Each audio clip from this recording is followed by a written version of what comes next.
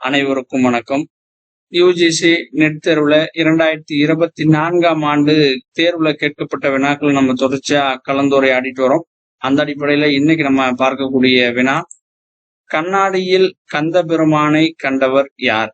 Option A Kumaraguruparar, option B Vallalar, option C Arunagirinathar, option D Kachiyappar.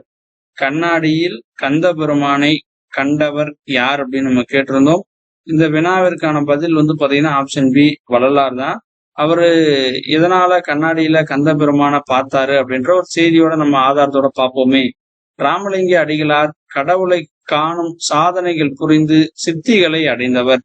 9வது வயதிலேயே கந்த பெருமானை கண்டவர்.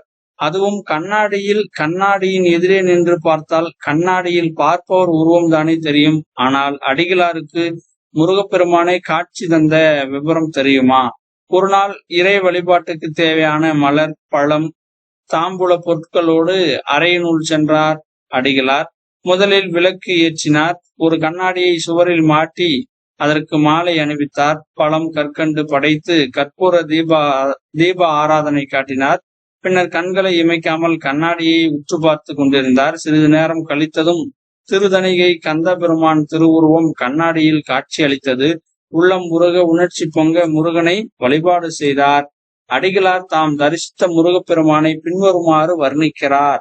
6 முகங்கள், கடம்ப மாலை தாங்கிய 12 தோள்கள், தாமரை மலர் போன்ற 2 தாள்கள், கையில் கூர்மையான ஒரு வேல், தன்னை தாங்கும் சிறப்பை பெற்ற மயில் கோழி கொடி, இந்த தோற்றங்களுடன் கூடிய கந்த பெருமான் தணிகை மலை மீது அமர்ந்த கோலத்தில் அடிகளாருக்கு காட்சி தந்தாராம்.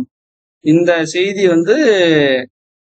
ராமலிங்க அடிகளார் பதிவு செய்யறாரு. அப்ப கேட்கப்பட்ட கேள்வி என்ன அப்படின்னா, கண்ணாடியில கந்த பெருமானை கண்டவர் யார் அப்படின்னு நம்ம கேட்டிருந்தோம். அந்த வினாவிற்கான பதில் ஆப்ஷன் பி வள்ளலார். நன்றி.